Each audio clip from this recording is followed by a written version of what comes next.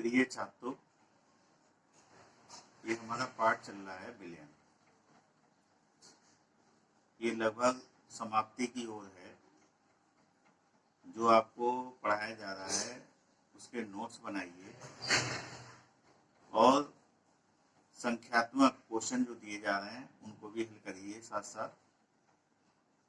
इस चैप्टर में हमने पिछले टर्म में आपको बताया था क्वोशनांक का उन्नयन। आज आपको आगे बताते हैं हिमांक का अवनमन। अब आपने पिछले क्लासों में हिमांक क्या है ये आपने पढ़ा होगा। तो हिमांक की डेफिनेशन थी वह निश्चित ताप जिस पर कोई द्रव ठोस अवस्था में परिवर्तित हो जाता है हिमांक कहलाता है। लेकिन अब जैसे जैसे स्तर बढ़ता है तो उन चीज़ों में आगे जो है कुछ नई चीज़ें आती हैं। तो इसी प्रकार से हिमांक की इस परिभाषा को बड़े ध्यान से समझिए, क्योंकि आगे इसी परिभाषा के बेस पर आधारित ये ग्राफ हमने बनाया है और ये सारा कुछ उसी पे बेस है। तो ये परिभाषा है अब वह ताप जिस पर किसी पदार्थ की ठोस अवस्था और द्रव अवस्थाओं का बाष्पदाब समान होता है, उसे उस पदार्थ का हिमांक कहते हैं। यानी आपका जो द्रव है उससे क्या बनना है, ठोस। तो द्रव का बाष्पदाब अधिक होता है, ठोस का कम होता है। तो अब आपको बाष्पदाब कम करना है। जब द्रव का बाष्पदाब आप इतना कम कर देंगे कि वो उसकी ठोस अवस्था के बाष्पदाब के बराबर हो जाएगा तो वो ताप आपका हिमांक कहलाएगा। तो इस परिभाषा को ध्यान देना है। अब आपको हमने चैप्टर जब शुरू हुआ था तभी बताया था कि बाष्पदाब को बहुत ध्यान से समझना है, क्योंकि इसमें भी जो कुछ आप पढ़ेंगे वो बाष्पदाब पे बेस है। क्योंकि अभी हमने बताया था कि द्रव का बाष्पदाब ठोस के बाष्पदाब के बराबर हो जाएगा, यानी बाष्पदाब कम होगा। तो देखिए, पहले से पढ़िए। जब किसी अवाष्पशील पदार्थ को किसी विलायक में घोला जाता है तो विलयन का बाष्पदाब शुद्ध विलायक के बाष्पदाब से कम हो जाता है, जिसके परिणामस्वरूप विलयन का हिमांक शुद्ध विलायक के हिमांक से कम हो जाता है। विलयन का हिमांक कम हो गया। अब हिमांक क्या है, ऊपर इसको दिमाग में बिठाना है। जो विलयन था, हमने विलयन में कोई अवाष्पशील विलेय पदार्थ मिला दिया। अवाष्पशील विलेय पदार्थ मिलाने से क्या बन गया, विलयन। अब विलयन का जो बाष्पदाब है वो शुद्ध विलायक के बाष्पदाब से कम हो जाता है। तो हमें यहाँ पर हिमांक में क्या है, बाष्पदाब को कम ही करना है। तो बाष्पदाब विलयन का कम हो गया तो उसके हिमांक में भी कमी आ जाएगी। तो जिसके परिणामस्वरूप विलयन का हिमांक शुद्ध विलायक के हिमांक से कम हो गया। विलयन का हिमांक कम होगा विलायक के हिमांक से। अब हमने मान लिया विलायक और विलयन, ये विलायक और विलयन के हिमांक का जो अंतर होगा वो हिमांक का अवनमन कहलाता है, जिसे डेल्टा टीएफ द्वारा प्रदर्शित किया जाता है। यदि शुद्ध विलायक का हिमांक टी है और विलयन का हिमांक टीएस है तो हिमांक का अवनमन डेल्टा टीएस बराबर हो गया। विलायक का हिमांक ज़्यादा है, जब हमने कोई अवाष्पशील विलेय पदार्थ मिला के विलयन बना दिया तो उसके हिमांक में कमी हो गई। तो ज़्यादा में से कम घटाना है, इसका ध्यान रखना है। तो विलायक का हिमांक ज़्यादा है, जब अवाष्पशील विलेय पदार्थ मिला के विलयन बना दिया उसके हिमांक में कमी आ गई तो हिमांक का अवनमन हो गया, टी माइनस टीएस हो गया। तो इसको बहुत ध्यान से, ये बाष्पदाब पे सारा कुछ बेस है। बाष्पदाब, इसमें बाष्पदाब कम हो गया विलेन का, इसलिए विलेन का हिमांक कम हो गया, क्योंकि हमें भी बाष्पदाब को कम करना है और यहाँ पर बाष्पदाब कम हो गया, इसलिए इसका हिमांक कम हो जाता है। अब इसको देखो, ग्राफ की सहायता से हम आगे इसको क्लियर करेंगे। और अतः शुद्ध विलायक में किसी अवाष्पीय विलेय को घोलने पर उसके हिमांक में जो कमी आती है उसे हिमांक का अवनमन कहते हैं। तो ये हिमांक के अवनमन की परिभाषा को यहाँ पर दोबारा हमने लिख दिया है, वहाँ भी परिभाषित किया है। आप इसको हिमांक की परिभाषा आएगी तो हिमांक के अवनमन की यहाँ से यहाँ तक लिखना पड़ेगा, और इसको संक्षेप में ऐसे लिख सकते हैं कि शुद्ध विलायक में किसी अवाष्पशील विलेय को घोलने पर उसके हिमांक में जो कमी आती है उसे हिमांक का अवनमन कहते हैं। अब हम देखिए ग्राफ की सहायता से इसे समझेंगे। यदि शुद्ध विलायक, ठोस विलायक, ये शुद्ध विलायक द्रव अवस्था में है, ठोस विलायक और विलयन के बाष्पदाब और ताप के मध्य ग्राफ खींचा जाए तो ए, बी तथा सी वक्र प्राप्त होते हैं। 3 वक्र प्राप्त होते हैं जो क्रमशः शुद्ध विलायक यानी ए शुद्ध विलायक के लिए है, बी विलयन के लिए है और सी ठोस विलायक के बाष्पदाब को प्रदर्शित करते हैं। तो ए हो गया, ए शुद्ध विलायक के लिए ए है, विलयन के लिए बी है, ठोस विलायक के लिए सी। ये 3 वक्र प्राप्त होंगे। अब हम तीनों के बीच में एक ग्राफ खींचते हैं तो ग्राफ इस प्रकार से आता है। देखिए, ये ठोस विलायक के लिए, ठोस विलायक के बाष्पदाब और ताप के बीच में जब ग्राफ खींचेंगे तो एक वक्र ये प्राप्त हुआ जिसे हमने सी माना। जब विलायक के बाष्पदाब और ताप के बीच ग्राफ खींचेंगे तो ये ए वक्र प्राप्त हुआ। जब हम विलयन के बाष्पदाब और ताप के बीच ग्राफ खींचेंगे तो एक वक्र ये प्राप्त हो गया। ये 3 वक्र प्राप्त हो गए। अब यहाँ पर जो ऊपर हमने परिभाषित किया है, हिमांक की परिभाषा को जो हमने परिभाषित किया है उसको यहाँ पर आपको लगाना है, यहाँ पर उस परिभाषा को अप्लाई करना है कि जब वह ताप जिस पर किसी पदार्थ की ठोस अवस्था और द्रव अवस्था का बाष्पदाब समान हो जाता है वह ताप हिमांक कहलाता है। अब इसको पहले हम पढ़ देते हैं, बाद में ग्राफ से समझाते हैं। ग्राफ से स्पष्ट है कि प्रत्येक ताप पर विलयन का वक्र बी विलायक के वक्र ए के नीचे है। ये विलयन का वक्र नीचे है, विलायक का वक्र ऊपर है। तो इससे ये प्रदर्शित होता है कि विलायक का बाष्पदाब प्रत्येक ताप पर विलयन के बाष्पदाब से अधिक होता है, या विलयन का बाष्पदाब विलायक के बाष्पदाब से कम होता है।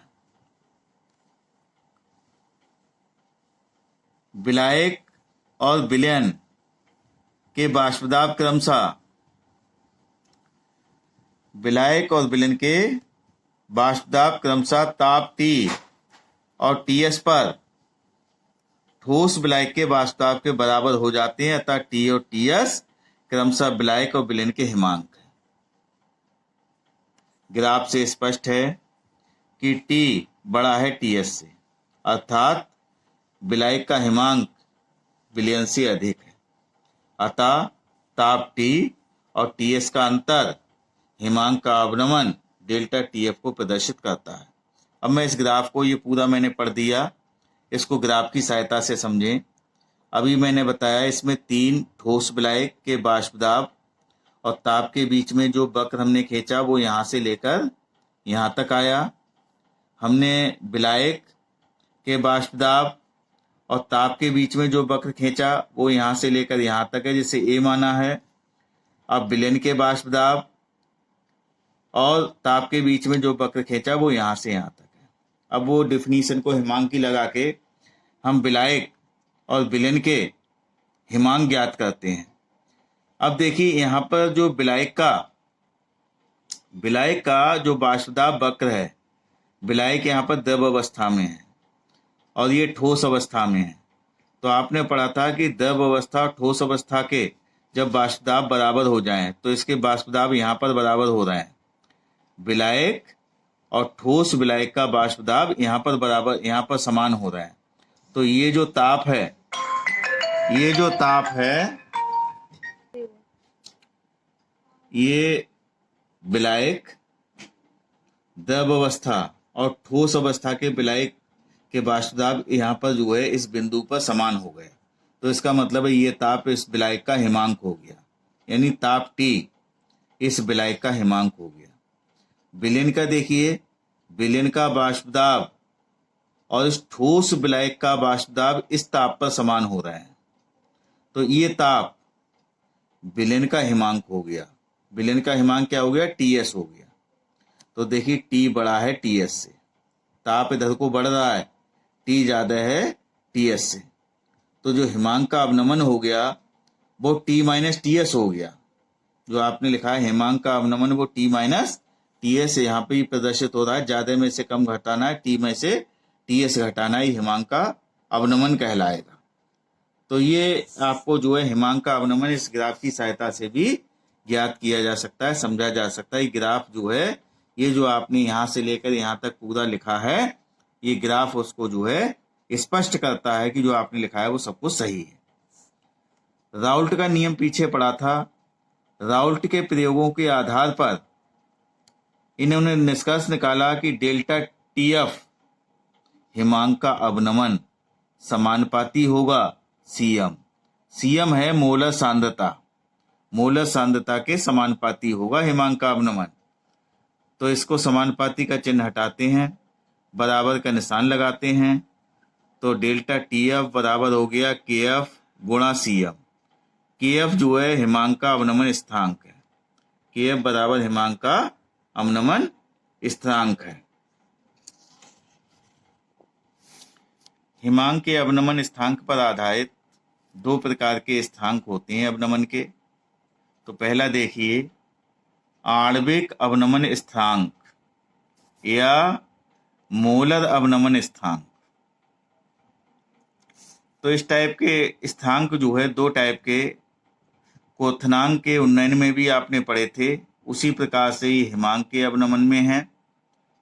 तो इनमें काफी कुछ समानता है। आगे देखिए परिभाषा हो गई, किसी विलायक के 100 ग्राम में किसी अवाष्पशील पदार्थ का 1 मोल घोलने पर विलायक के हिमांक में जो अवनमन होता है उसे विलायक का मोलर अवनमन स्थिरांक कहते हैं।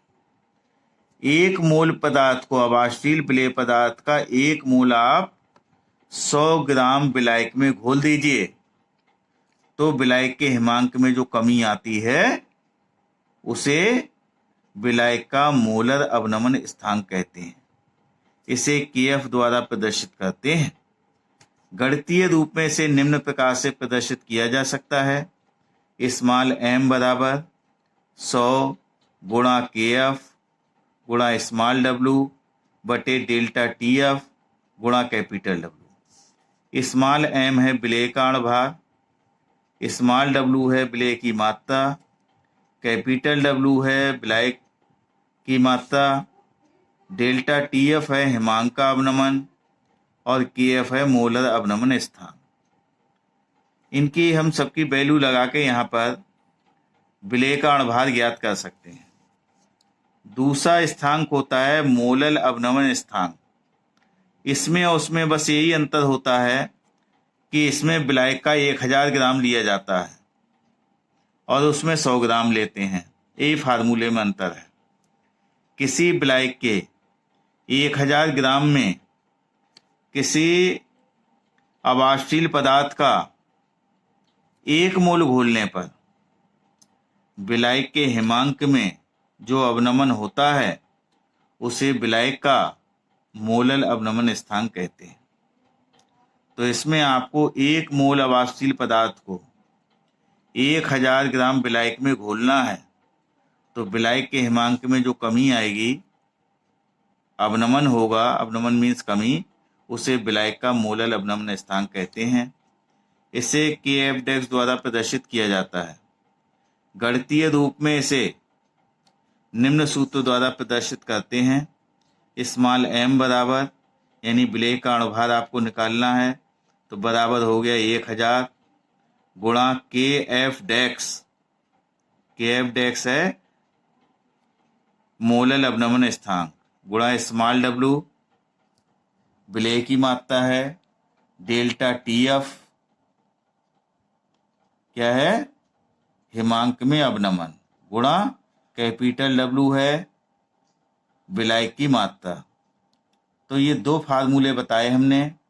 इन दोनों फार्मूलों के आधार पर हम विलेय का अणुभार निकाल सकते हैं। एक हमने ये सवाल लिया है, संख्यात्मक प्रश्न है, इसको देखिएगा। इसी टाइप से सवाल होंगे दोनों फार्मूलों पे आधारित। 200 ग्राम जल में 50 ग्राम एथिलीन ग्लाइकॉल, ये विलेय है वाष्पशील विलेय पदार्थ, स्मॉल w हो गया। स्मॉल w बराबर 50 ग्राम हो गया। एथिलीन ग्लाइकॉल के विलयन को -9.3 डिग्री सेल्सियस ताप तक ठंडा करने पर पृथक होने वाली बर्फ की मात्रा की गणना कीजिए। यहाँ KF डेक्स का मान दे दिया गया है। अब देखिए क्या चीज़ दिया है, इसमें थोड़ा सा सवाल समझना पड़ेगा। जो बर्फ होता है उसका जल से एथिलीन ग्लाइकॉल को विलयन में -9.3 डिग्री सेल्सियस तक ठंडा करने पर पृथक होने वाली बर्फ की मात्रा की गणना कीजिए। तो बर्फ का जो हिमांक होता है वो 0 डिग्री सेल्सियस होता है, और ये जो विलयन है उसका हिमांक कितना है, तो इन दोनों का अंतर डेल्टा TF कहलाएगा। डेल्टा TF बराबर हो गया, डेल्टा TF बराबर हो गया, 0 में से इसे घटा दें हम, तो 0 माइनस का 9.3 बराबर हो गया 0 प्लस 9.3 बराबर 9.3 डिग्री सेल्सियस हो गया। डेल्टा TF बराबर ये मान निकल के आ गया। स्मॉल w बराबर था 50 था। एथिलीन ग्लाइकॉल का हमें अणुभार निकालना होगा, तो एथिलीन ग्लाइकॉल का फार्मूला होता है CH2OH। CH2OH का होल ट्वाइस का अणुभार निकालना होगा। तो इसके दो अणु हैं, कार्बन का हो गया परमाणु भार 12 है, 2 हाइड्रोजन ये 2 गुणा 1 प्लस 16 ऑक्सीजन का प्लस 1 ऑक्सीजन ये हाइड्रोजन, तो ये हो गया 2, ये 12 है प्लस 2 प्लस 16 है प्लस 1, ये हो गया 2 गुणा, अभी जोड़ लेंगे 6 और 1 7, 7 2 9, 9 2 11 है, और ये हो गया 31 बराबर 62 आ गया। ये आ गया स्मॉल m बराबर मान निकल के आ गया। अब ये कह रहा है पृथक होने वाली बर्फ की मात्रा की गणना कीजिए। ये 200 ग्राम हमने जल लिया था टोटल, तो हम इसमें ये निकाल लें पहले कि विलयन में कितना जल शेष रह गया, कैपिटल W मान लें। तो माना -9.3 डिग्री सेल्सियस पर जल की मात्रा, विलयन में जल की मात्रा, विलयन